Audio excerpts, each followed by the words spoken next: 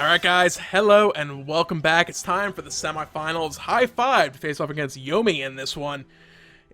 This should be a pretty good one. We've seen both these teams get very far in previous weeks, and a number of times both facing off against each other in the finals back in week 2. Week 4, they faced off, I believe, in the semifinals as well. Nevertheless, two top-tier teams in the NA Challenger Cup, and they're against each other this time. Or again. Yeah, Yomi went incredibly well from memory last week as well, so I actually think they won. No, they finished second? They did finish second to, oh, wait, never mind. Yes, they did finish second to Hi Five, so this matchup was actually in our grand finals, and Hi Five managed to sweep through it 2-0 last time. So that's something to keep in the back of your mind. These guys have already played off, and there's already been a winner, there's already been a loser, right?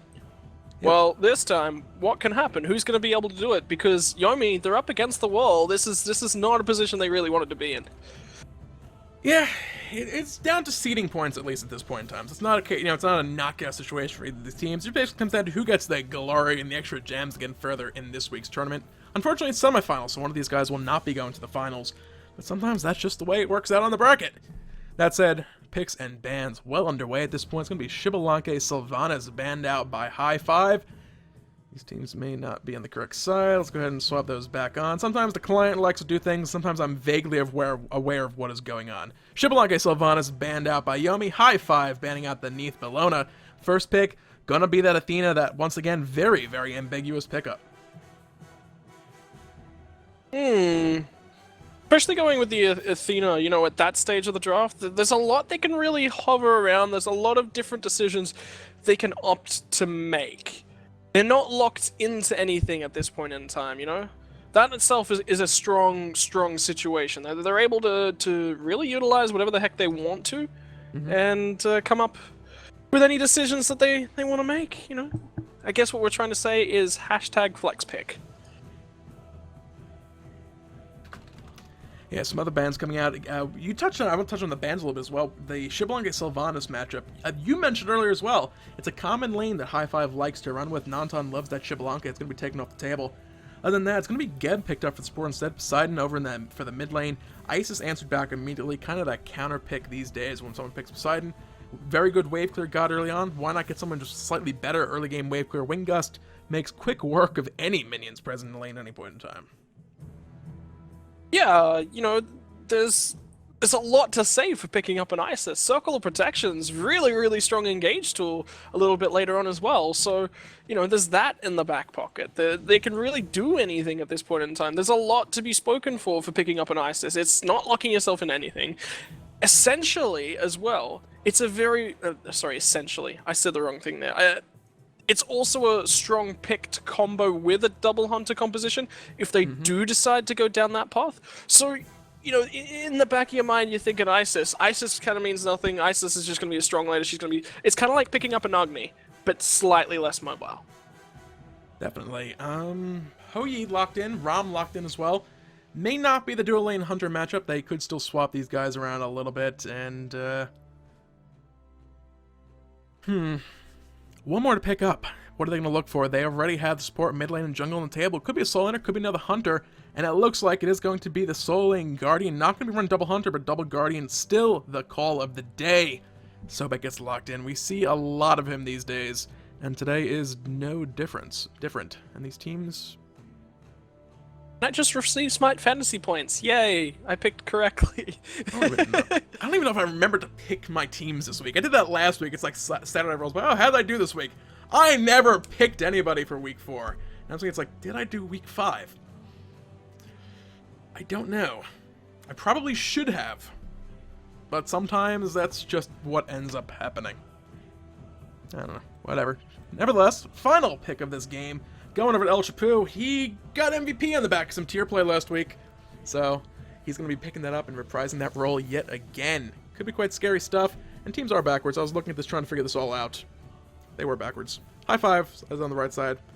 We didn't talk about this too specifically, but whatever. Production with the things, I don't even know anymore. And to answer the question about the SPL season ticket picks, the reason you don't do all all of them ahead of time is, well, if you want to play your team favorite, you have your favorite team, and you want to lock that in straight out of the gate, by all means have at it, but Serqet eSports, second team in EU out of the summer finals, have been having a bit of a rough time. Upcoming stars took a game off AFK the other day, and seem to have suddenly figured out how to play and work, and are on a bit of a winning streak now. It's like things change so quickly that if you lock in everything at the beginning of the split, halfway through, what you thought was the right situation may no longer be the case. So, yeah. Crazy stuff. I do it week by week. More realistically, I do it like every other week because I forget every other week. So, yeah.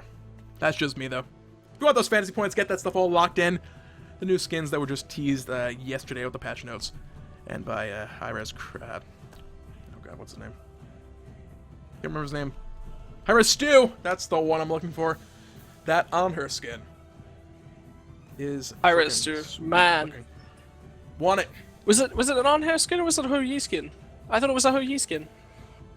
I have this recollection. I might be thinking Summer Smite. There's a really awesome... If you know the Ram skin that actually we're going to see this game, it's like similar style to that.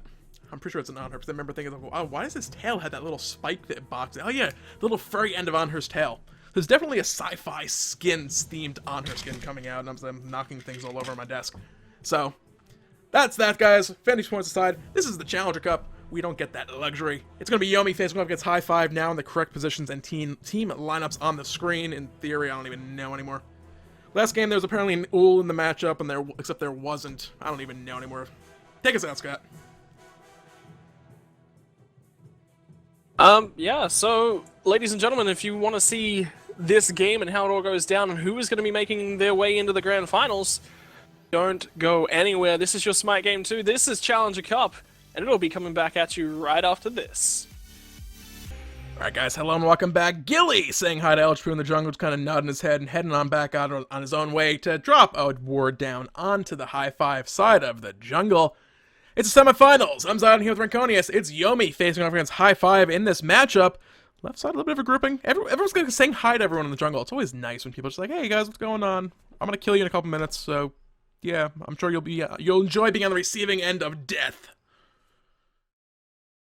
What the heck's going on over here, guys? What's going on? What's doing? What are you up to? Anyway, Yomi are going to be your blue side. Let's run down that lineup. It's going to be Jilly on the Crocodile, or if you prefer, like I do, the Crikey-Dile. Who's not running the Crikey-Dile skin? Yeah. Damn it.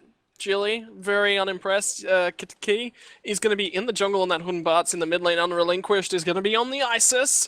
At the Guardian role, TV is going to be on the Athena. And finally, Met Yankee, a cross between the Mets and the Yankees, as we reminded our chat last week, on the Hu-Yi.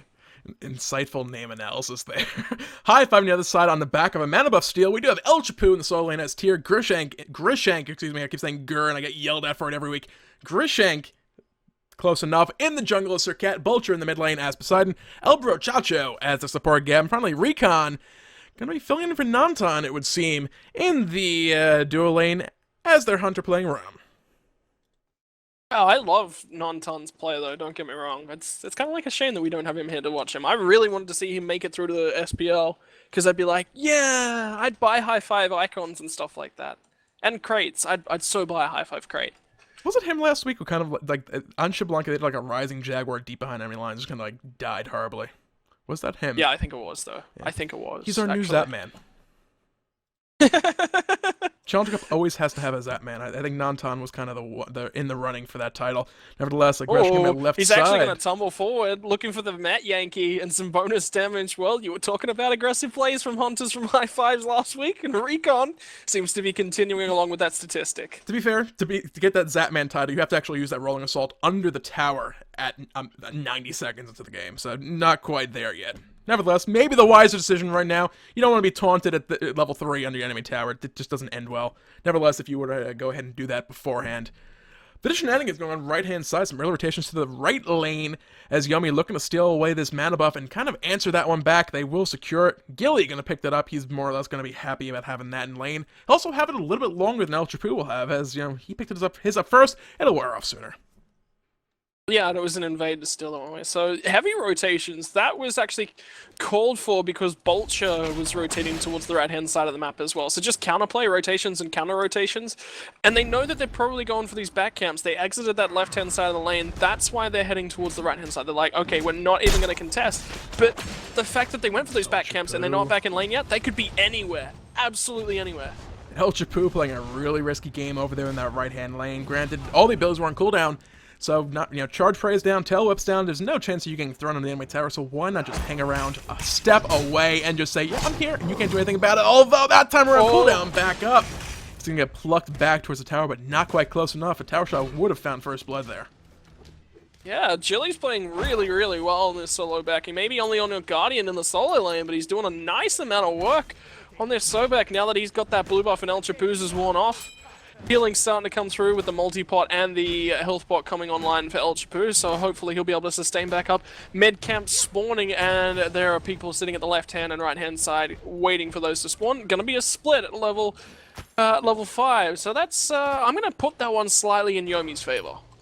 Right side El Chapu rather, in a bad spot. Fear no evil, drop them down, still alive.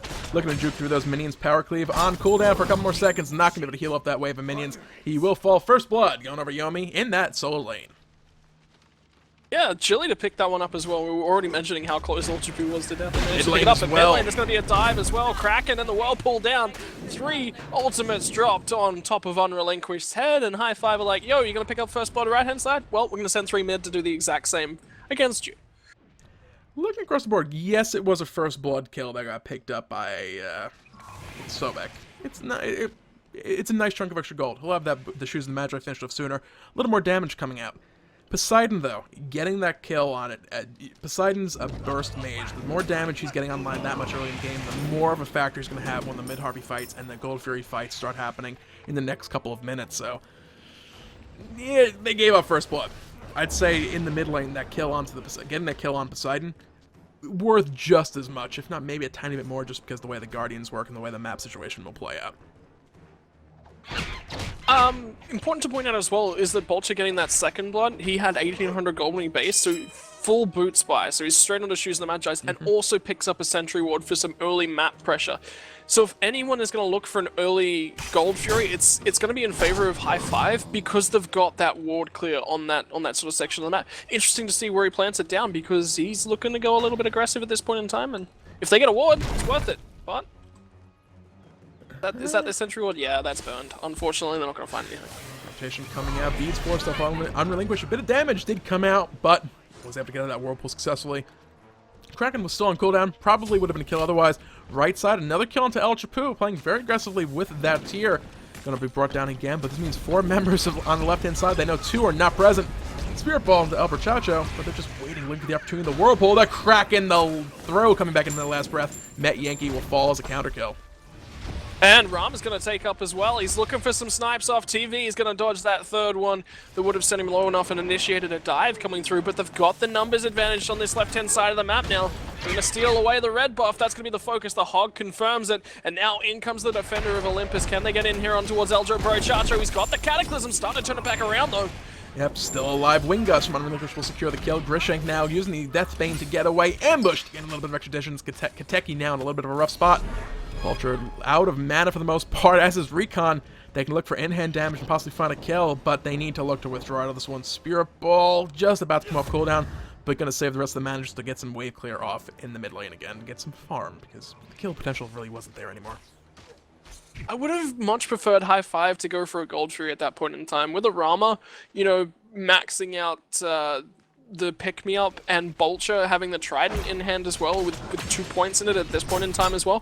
Very, very quick Gold Fury potential if they did opt to go for that. They waited, they hung around, they were like, okay, let's just go and try and steal away with red buff. Yeah, we got it! We burned the Cataclysm for it. At that point, with the health bars the way they were, they could never do the Gold Fury. It was just way, way, way too risky. So, interesting to see them go for that one. I'm going to say that grabbing that red buff out of their opponent's jungle, it's at least going to keep Unrelinquished down, but he's a nice Circle of Protections late game. That healing, that AoE damage, it's just a strong sort of scale into mid and late game. Yeah. So with that, a bit of a lull coming out. Harpy as we're cleaned up already. Right Whoa. side, once again, fight coming out, but this time it's gonna be Gilly who ends up falling. Grishank picks up that kill over there. Ultraproof finally getting a little love from his team. He's not the one on the receiving end of that death package in the right lane. But, yeah. So, gonna answer back a little bit. 0-2-1 at the moment. Nevertheless, things still fairly even. It's a 400 gold deficit. He's tier. He'll still be kind of that, I'm gonna move you all around the fight god later on in the game. He's tier. Not really a big deal. Although... Tanks are always relevant. What are? That's tanks. They're always relevant. Yes, they are. I'll assume they're tanks. We've seen many in Ares fall behind and kind of be a non-factor. Yeah, he's but that's more because on he the doesn't mage side of the tank spectrum. Kind of like Hades almost, but Hades, no, he's Hades. He's more like the, I'm a tank mage, not a tank who is more mage-like, like Ares happens. I don't know where I'm going with this. Ares of the Guardians has one of those lower health pools. Exactly.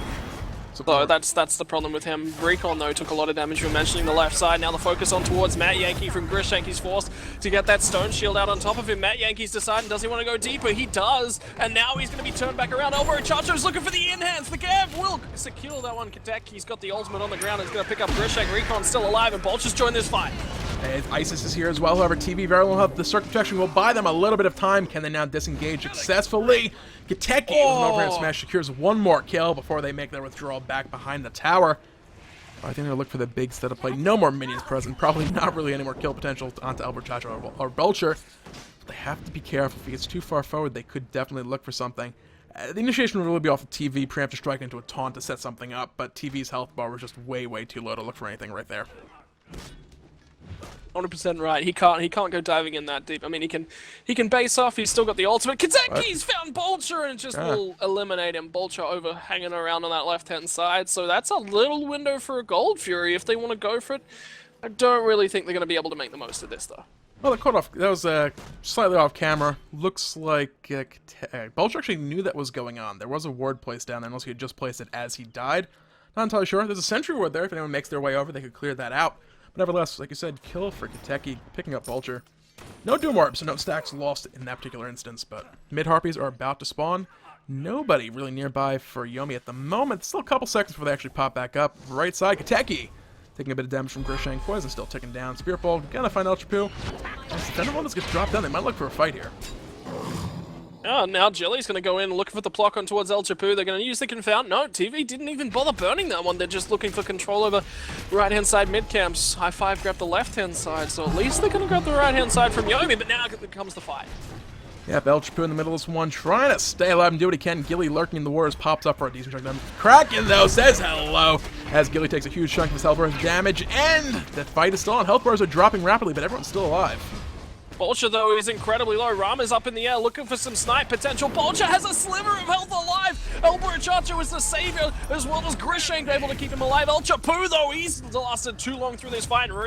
Recon, sorry, is looking for the in-hands right now, but when there's a 5-member opposition lineup running your way, it's not a good idea to hang around, and Chili gonna clean that one up. Yomi grab a couple of kills right there, just enough to grab themselves a Gold Fury, unless Elbow Chacho can get out here in a nick of time. But this is going to be close. A little far. Grishank could possibly jump on in and cause a whole bunch of havoc with this. Last breath is not available. Health bars are so low. If he goes in right now, could possibly find something, catch out a kill. But they will have picked up the Gold Fury and gotten away just in the nick of time. So Yomi in the back of a team fight. Health bars for Hi Five were getting so low. I'm surprised as many of them survived that engagement as they did. Grishank and Bolcher were like... Grishank was probably 2 in-hands come away from Matt Yankee from being picked up. Gateki and overhand smash would have been able to clean it up as well. Unrelinquish needed, he needed to land a Spirit Ball to really do anything. But Bolcher was any liquid damage. One of the wing gusts would have killed him off. That was how low he was. So Hi Five were lucky to walk out of there with only losing 2 kills on the Gold Fury. I mean, you mentioned it, Grishank could have looked for something, but they burned the Sunbreaker. Very, very smart awareness from Yomi to ensure that they had to get that Gold Fury. They had to burn something for it. Good call, and they pick it up. And it'll be back off cooldown here in just about 30 seconds. So, like I said, getting that Gold Fury is a big pickup. If it had taken a couple seconds longer, Grishank may not have been able to steal it away, but definitely would have been able to find a couple of kills on the back of that one. Elbow Chacho Cataclysm finds 2 in the left lane. Recon trying to dish out that damage. They might potentially be able to find TV, but, the lockdown not really there in the follow-up, so they're going to let those guys run away for the time being. But that's the ultimate down from Elbow Chacho for a little bit of time. That's 80 seconds left on the Cataclysm cooldown. But we're looking for some aggression. What that's done is bought Recon a little bit of space in this left-hand side. Atsi online for both the Hunters, so the lifesteal is at least going to be there. And that low boxing potential as well coming through. But Unrelinquished pokes out El Chapu on the right-hand side. Rotation, he seems to be the one rotating. Jilly's just like, I'm going to sit in lane, I'm going to push this up, going to just get tanky with the Breastplate of Valor and then be totally fine, right? That seems to be his goal. Yeah. It's definitely going to give him a lot of extra protections. Not so much in the health department. The cooldown reduction is really the thing to write home about on the Breastplate of Valor. More plucks, more tail whips to knock people about, lurking in the waters and back up that's just that much more quickly. And it could be a factor in these fights. The problem ends up being he's really not here so far. Last breath catches out Kentucky in the left-hand side. That's a kill going to Vulture. Unrelinquished, a bit of a bad spot right now. Trying to stay alive as the rest of Yomi rotates on in. TV's going to go looking for a Taunt. It's going to find Vulture and Grishakes and the two men on that. The Sunbreaker's doing a lot. Vulture's incredibly low. Matt Yankee to find an in-hander. Pick that one up. To Spirit Ball. Don't find anyone. Elbro Charger is going to be the one taking a lot of damage on the back of this one. Matt Yankee's going to go diving deep here. This could be a mistake, though.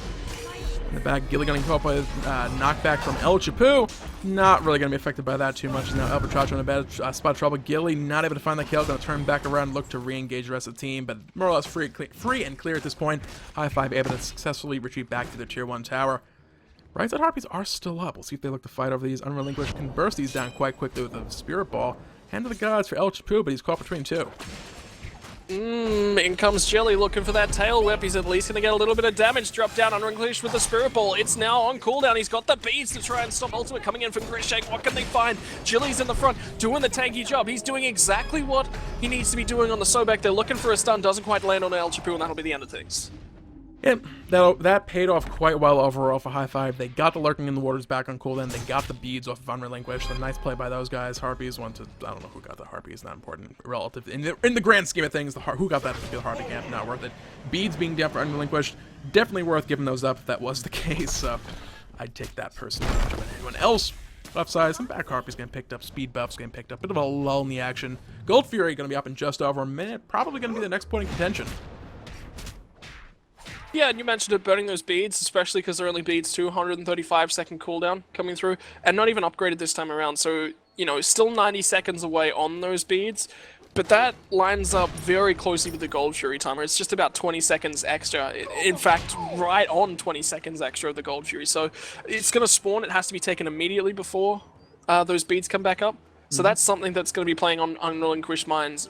Unrelinquished's mind when he comes into this next Gold Fury fight. Are my beads up? I've got to play around that cooldown so closely, and that can cause mistakes. Yeah, because it definitely has to be on his mind exactly when it will be back up. If he's picked off in the middle, picked up. Speaking of picked up, picked off, and what have you, TV trying to drop down some deep wards, ended up paying for it with his life. Yeah, unfortunately that's just how it went. And now Jilly is going to get on towards El Chapu with the help of his mid laner. They get the Whirlpool down, looking for some combo damage, looking for Jilly. El Chapu is the one that gets focused down. Kateki, though, he got last breath. Up with the wall, Ram looking for the shots. The snipe, not even going to be needed. Grishang picks up the kill on Kateki right side of this engagement. Some damage was dished down onto Gilly, but he's so back. He has that Breastplate of Valor, not a whole lot of it. Looking to disengage right now. TV back up and alive. Finland is dropping him down to this fight. It is a 4v5 at the moment. If they can make a play in this one, but it's currently Yomi on the hunt.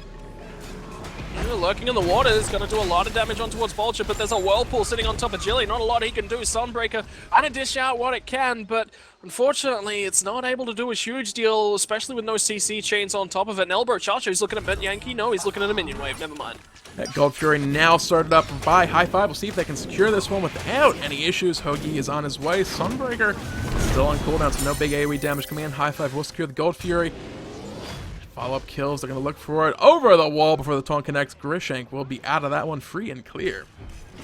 El Chapu's found on towards TV. He's going to fearless him back in towards the rest of his team, and there's no follow-up at this point in time. Vulture's got no mana bar to speak of, and that means they're going to get totally out of here. So Hi Five are going to secure their first Gold Fury of the game, and that leaves us at 1-1 in Gold Fury stats.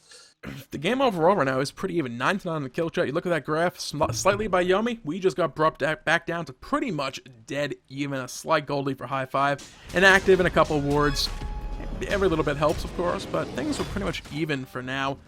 Mid Harpies picked up by Yomi, though, so a little bit of a bounce back towards even closer. Towards even now we're down to an active and a single ward. So close stuff. Wave to wave. Okay, wave to wave, it's a bit of a difference, but yeah, nevertheless. Game's pretty darn close, 17 minutes in. Damn it, Minion Wave! Stop throwing our gold our gold graphs out. Stop doing it, man. That's not fair. We can't really enjoy things. All right, so let's go back to talking about this breastplate of valor, and this was discussed throughout the week.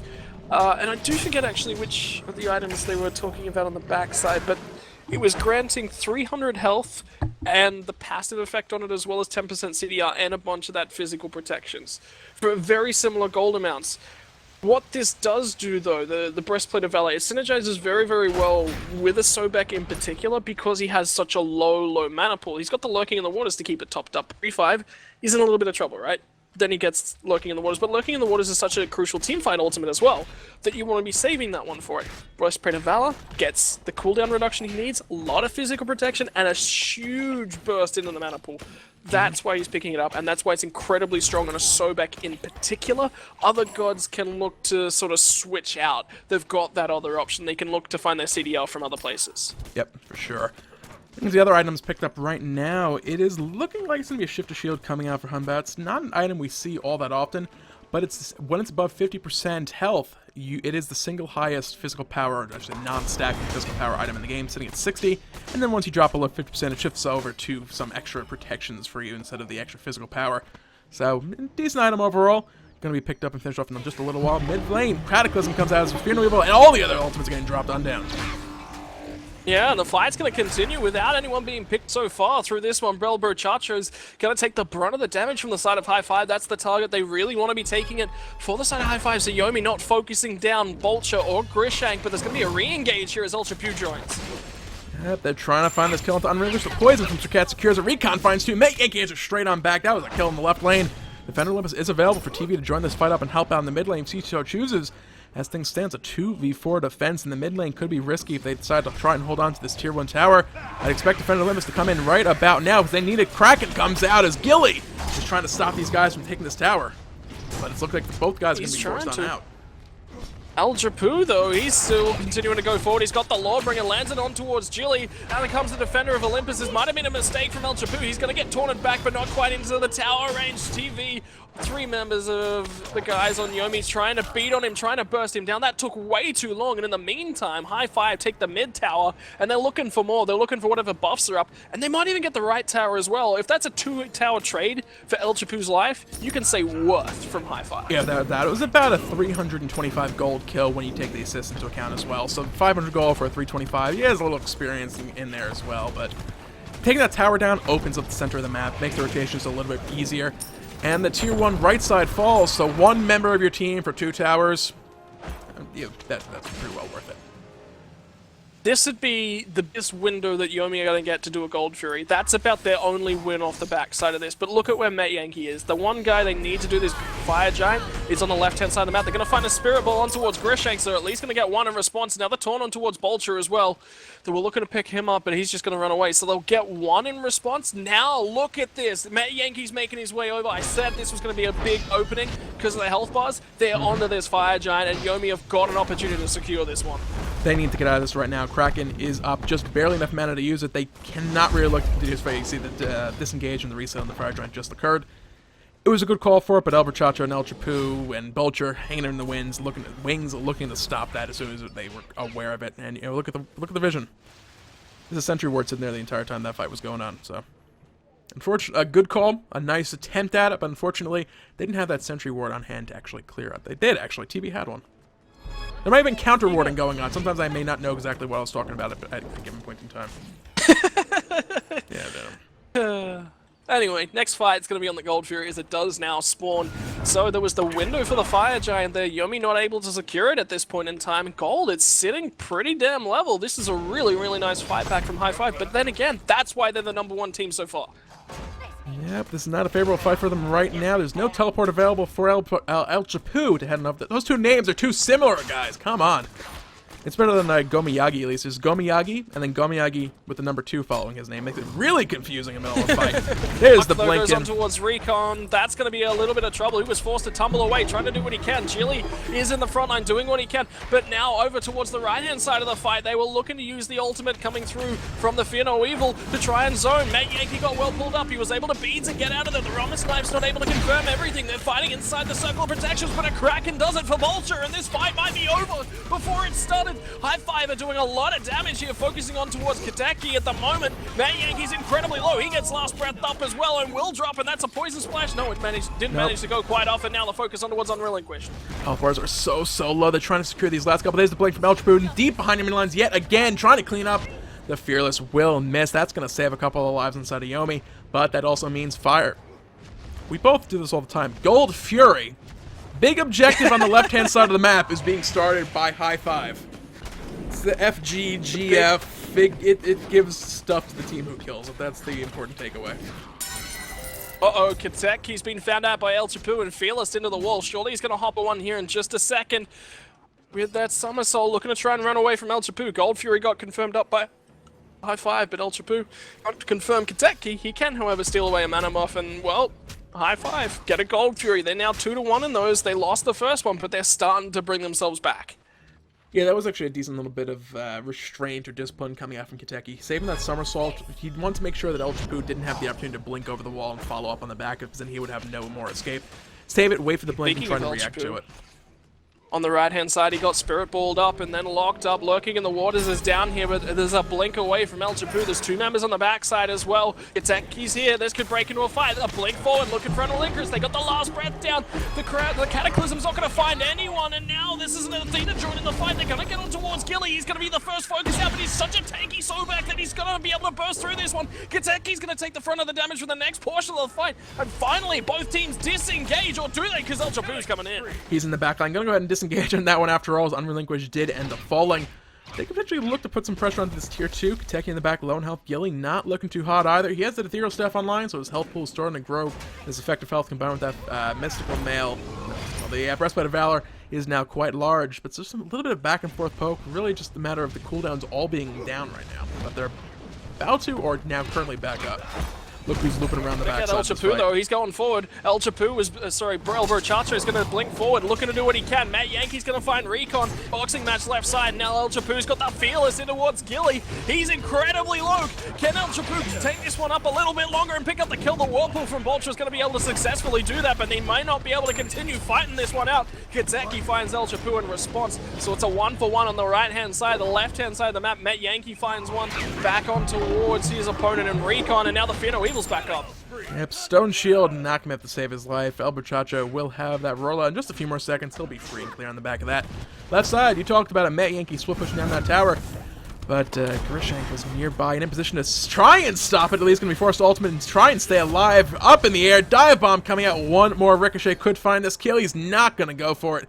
Grishank will barely survive that engagement. And the tower not picked up by Matt Yankee on the left-hand side of the map either. The pressure on the right-hand side overextending, coming through from Hi Five, looking to get the tower. They did secure that one, but I think it would have been more important to kill off TV and then turn head, tail, and run towards that fire giant. They didn't do so, and Unrelinquished is going to find himself some pressure in the tower back in their favor. Yep, that works out well for them, and elsewhere on the map, Gold Fury is still sitting about half of its duration on the respawn timer. Mid-Harpy's a little offset, left side about to be picked up by Hi Five. Looking at the golden experience graph right now, it's Hi Five, no, I don't say firmly in the driving seat necessarily. Experience still fairly even. Gold only a little bit in favor of Hi Five, just over 4,000 gold right now. But that last fight, we saw Yomi were able to answer back, as Hi Five kind of overstayed their welcome a little too long in that right lane. Yeah, they managed to pick up the objectives on the way out at least. Like, that's the only good thing for them. The ward control loss of a fire giant is an incredible portion of this next upcoming play. The fights in the left-hand side of the map as well, let's not count them out. Matt Yankee's been beating up Recon, and he continues to do so. Again, the Sunbreaker's going to come out. He's going to look to slam down on Recon. Yeah, some back and forth damage going on. He has the option for that stun. Not going to need it. Matt Yankee able to secure the kill with a whole load of in-hands coming in. So that's a nice little power play going forward for Yomi. Matt Yankee. Yeah, Houyi doesn't see too much play. Generally, I think on most people's minds, not not necessarily a high priority pick hunter. He's difficult to play. He's a high skill cap with those ricochets. But the damage you can put out with that mark of the Golden Crow applied to somebody can be pretty devastating. Grishank's going to rotate over here and use the stealth up, looking for Matt Yankee. Matt Yankee was looking for a ricochet stun, doesn't quite find it. The taunt up, the last breath underneath the tower. Matt Yankee's in trouble. Does he have the damage? Does he have the lifesteal? No, with the Bolter rotation, though, that could mean the Fire Giant started up, and it is. This is going to be going down in just a few seconds, or are they going to fight? Are they going to get the Fire Giant? They're not really sure. They back off in a total disengage map-wide. Yeah, with El Chapu and El Brochacho both over here, we have Risky Fire Giant. There's so much displacement, so much crowd control coming out from those two. I mean, right here, El Chapu just going in 1v3 and just shredding the health bar of Unrelinquished. Lubber coming out, well, again, 1v3, going to force the Aegis. Unrelinquished in a bad spot. Beads as well in this engagement. El Chapu is just, you know, it looks like he's just being, like, stupidly over-aggressive, and it's just like, he's doing exactly what he needs to be doing as tier. He's constantly in the enemy backline just causing all sorts of havoc. And the switch forms, he's using that to perfection. There you go. To continue putting the pressure down on towards the guys from Yomi. Switch stances, go back in, harass the opposition. You're a melee tank, you're able to do that. Cataclysm's on a TV, they want to burst him through, but could this be a mistake? Kiteki's in the backlines. TV very low, will fall. Recon picks that one up, goes up in the air to avoid the lurking the waters damage from Gilly. Firing down, 3 shots connect for damage. Kiteki now in a bad spot, somersault on out. Sunbreaker drop, trying to zone the chase, but Recon finds that kill nevertheless. Matt Yankee's joined the fight though. Grishank's looking to go on towards the backline. He's got the last breath on towards Jilly, but I'm not sure they'll be able to clean him up. Jilly's incredibly low, being picked up by Recon. He may be a sub, but with a triple kill in this fight, looking for more. Matt Yankee forced to run away from that one. This is Gold Fury. Sorry, this is Fire Giant. This is the thing that's worth more than a Gold Fury. Yeah. So, ladies and gentlemen, look at it and make sure that you remember it's Fire Giant. They're going for that big objective on the right side of the map. The one in the pit with the flames. Yeah, that one. If they manage to secure this, it looks like Recon at least seems to know what he's doing as far as tanking the Fire Giant. No Moex is coming out this time around from these guys. They're going to have that one across the entire team. Extra regen, extra damage, extra stats as well. Grishank, though, he's going to get the last breath and everything dropped in on towards Matt Yankee, but it forces the Defender of Olympus. They're going to look to dive back in on towards Grishank, but he just runs away. Defender of Olympus is down. Grishank's ultimate on cooldown, but it'll be back up in just a few seconds. So that's nothing too major. Fire Giant secured. Middle Phoenix zoned away from as well. That's the important part of that one. Yeah, that was a nice clean pickup of the Phoenix on the back of that one. Respawns were still just barely coming up. When you pick up the Phoenix, you pick up the tier 2 tower in the mid, get the Gold Fury. Look at that golden hand. Quite a bit across the board. Get that Gold Fury on the way out of the jungle. Maybe look for a fight. They come over and think about defending it. They want the fight. Look where they're sitting. They don't even care about the Gold Fury right now. They're hoping for a pick. Unfortunately, nobody falling for that trap.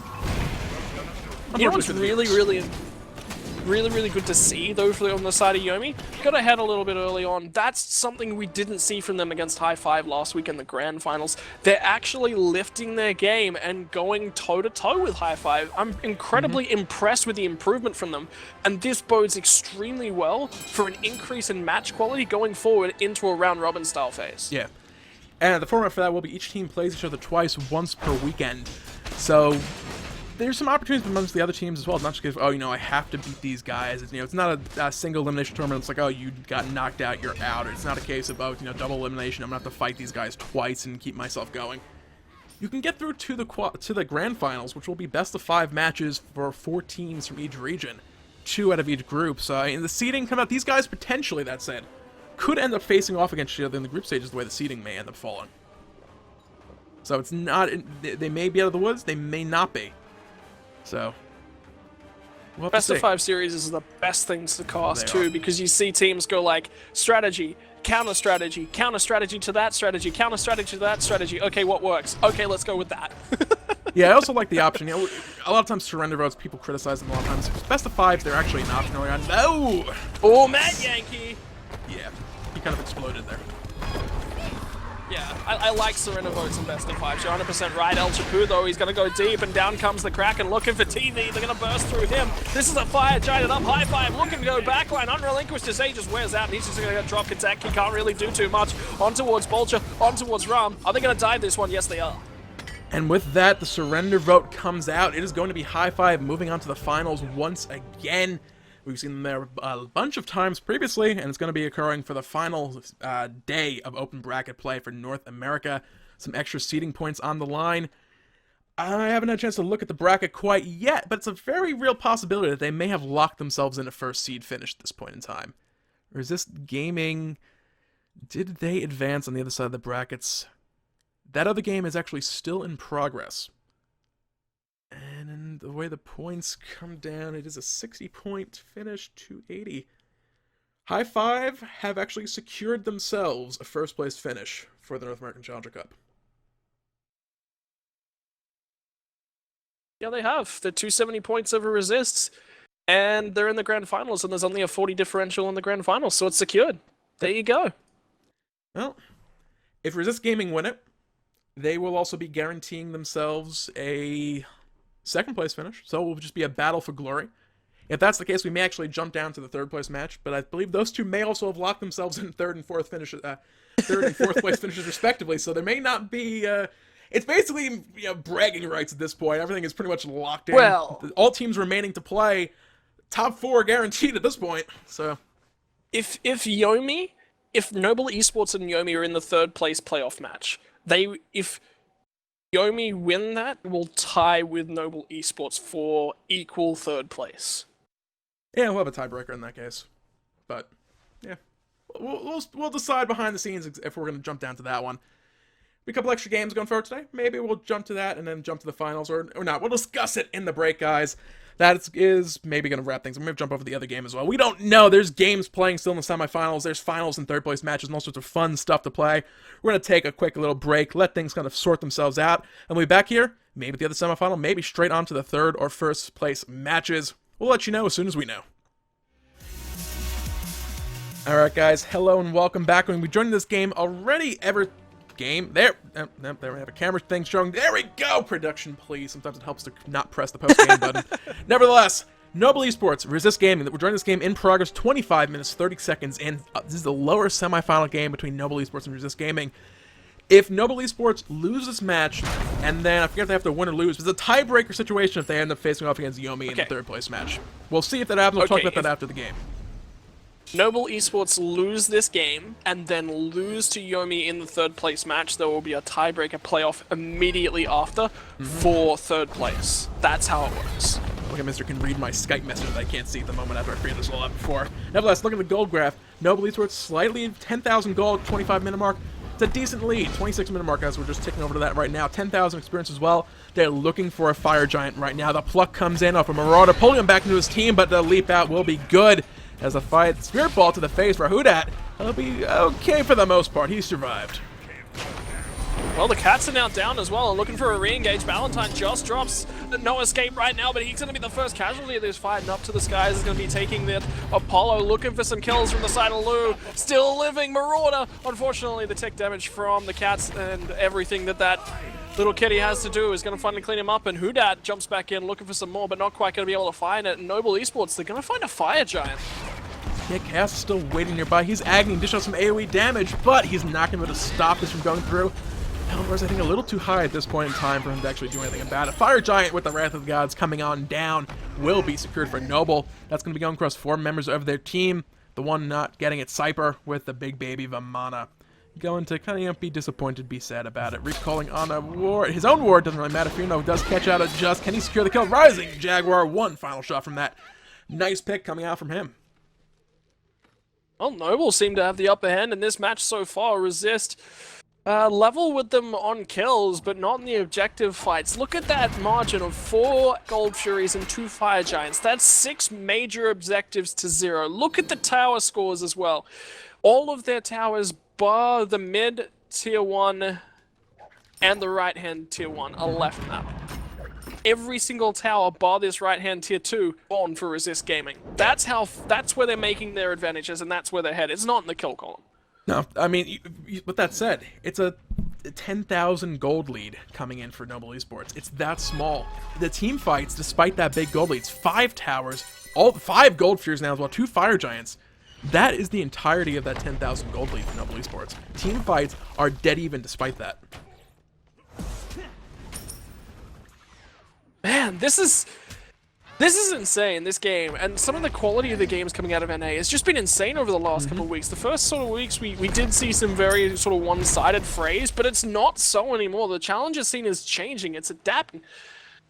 Let's take a look finally through the compositions that we haven't sort of really discussed. There's an Ares Hun Batz combo on the side of Resist Gaming, and their opposition are running the Isis, Apollo, Vomana is in this game as well, and that's going to be a big pick from the side of Noble Esports. We're hitting that late game. He's level 20, and Cypher's just a monster. Yeah, he's Vomana. It's late game. I mean, look at me. He's 5 items ready. He's Bluestone Pennant still in hand for a little bit of extra mana. Vomana's a hyper carry.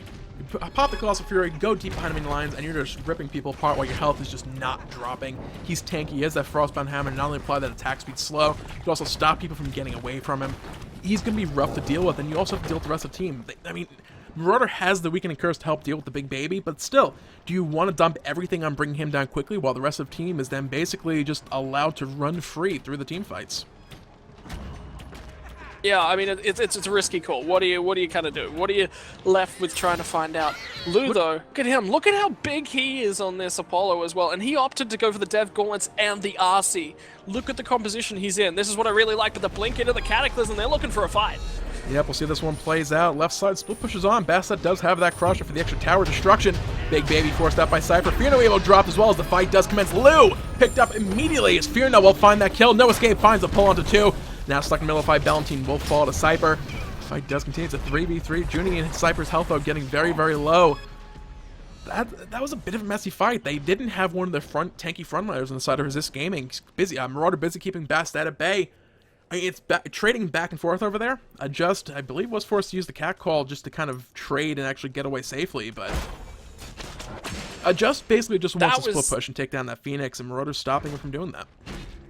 That was insanely down to Fearno. Look at the 2 hunters, right? You've got an Apollo, he's a big late game threat. You've got Fearno, who's a huge threat on this Shibalonka, and he's 6-0-5. That last fight got that passive fully stacked, so he is going to be an absolute beast to try and shred through. 50 Heartseeker stacks. He's got the RC in hand as well. They've got the Dev Gauntlets RC combo onto the Apollo, and they just burst through him. They just absolutely delete him. He survives a second longer than that, and look at the lifesteal he would have been able to pull out. Yeah, another big factor as well is going to be Fearno on that Shibalonki. He's top of the damage charts by quite a large margin right now, about 30% over Adjust, who's sitting the next highest. He's just about full of build. He's looking to finish off his rage, and he hasn't died yet. 6-0-5 as Shibalonki. His passive is fully stacked. He's late game. He has the branching bolas to spread that damage all throughout a team fight. He's only going to get more deadly once that rage is completed. Apollo, on the other hand, Lou could kind of look to split push. They have Adjust trying to do the same thing as well. They're trying to make use of this map presence, but when it comes down to fighting those Phoenixes, they're so close together that the split push option really isn't quite there anymore. Especially if they're defending. If they're trying to attack, yeah, you can then send send Bastet or send Apollo across the map in its entirety, but when you're trying to siege up the right side Phoenix, if someone just goes and defends the left side, like we're right there, we need to rotate them back over for some reason. Yeah, but this is a better call. Look at the ward coverage from Noble Esports. Look at how many wards are on this map right on the right-hand side of things now. Got one on this left-hand side of the map as well, just ensuring the Bastet can keep this split push up. They're either going to get a Fire Giant or they're going to get a Phoenix. Resist have to make the call. Which one do you think it's going to be for them? Well, for now at least, it's going to be Noble Esports picking up their 3rd Fire Giant of this match. Bastet just still sticking over there in that left lane, keeping Marauder busy. He leaves that lane. It is going to be a Phoenix. It just doesn't even need to wait for minions. Head up to it, drop the cat call, and that Phoenix will die. But he has to get through that Crocodile to do so. Noble Esports finds their 3rd Fire Giant pickup, and they're now on the hunt for kills. Yeah, down into the sky, into that chariot goes the Apollo. What can he find? Hudat is a little bit away from the team. He's grabbed the speed buff. They're still looking for an engage point. He's burning through a large portion of the mana bar. They get that Cataclysm down towards Fearno. If they can find him, that's a huge fight win, but they're not quite going to be able to do that. And the disengage is going to come through. Oh man, Noble Esports get out of there without finding any kills, but they've got a Fire Giant. Yeah, left side tower just finally able to, Phoenix rather able to brought that down. No escape, does find a pull, but it's Junipero can immediately just lay down a whole bunch of crowd control as Noble Esports begin to clean up this fight. Lurking Dwarves in the back, not going to find the kill on the back of the damage. Lou and Junipero both survive. Now Cypher chasing down Fearno, not able to find the kill, finds another one. That was a 3-for-0 fight. Clean that one up. 3-for-0 going to Noble. Yeah, Marauder's at least going to heal up. They've lost 2 Phoenixes, though, from the side of Resist Gaming. This could be the third one. They're forced to clear the minions off the Titan. Marauder can't get over here to the right-hand lane. If they can, the health bars are extremely low, but Marauder's got to be blocking for Fino. Fino's got Spirit Balled on the face, though. He's trying to find himself some space. The Justice going deep, looking for him, but the Rising Jaguar creates the space that he needed. The jump out. They're looking to get on towards this Titan, Joden. This is going to be close. The Titan is dropping so quickly. I saw 33% on that health bar, 26, and then that was just it. The Titan fell as the whole barrage damage from Noble came on in. They will be moving themselves on to the finals to face off against Hi Five, who we just saw take victory over Yomi. So with that, guys, the third place match is no longer a tiebreaker situation, as Noble will be finishing point-wise above Yomi. So we're going to be moving straight on to the finals after this one. Got just a little bit of a failure. We weren't sure how long this game was going to go on. So with that, we're going to cut to a quick little break. The finals are set and ready to go. We'll be back with that in just a few.